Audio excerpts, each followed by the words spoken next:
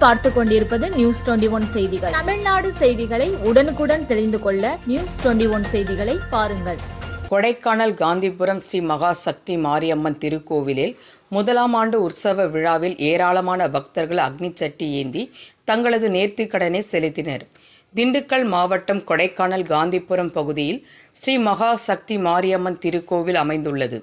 இந்த கோவிலில் முதலாம் ஆண்டு உற்சவ விழாவானது கடந்த 5ஆம் தேதி கொடியேற்றத்துடன் கோவில் திருவிழா தொடங்கியது. இதனையடுத்து தினந்தோறும் அம்மனுக்கு சிறப்பு அபிஷேகங்கள், சிறப்பு அலங்காரங்கள் செய்யப்பட்டது. இதனையடுத்து திருவிழாவின் முக்கிய நிகழ்வான இன்று ஏராளமான பக்தர்கள் அக்னி சட்டி ஏந்தி தங்களது நேர்த்திக்கடனை செலுத்தினர். இந்த ஊர்வலமானது டிப்போ காளியம்மன் கோவிலிலிருந்து துவங்கி ஏரிச்சாலை, அண்ணா சாலை, மூஞ்சிக்கள் வழியாக கோவிலை சென்றடைந்தனர். இதன் முன்னதாக நேற்று உற்சவருக்கு ஊஞ்சல் உற்சவம் நடைபெற்றது.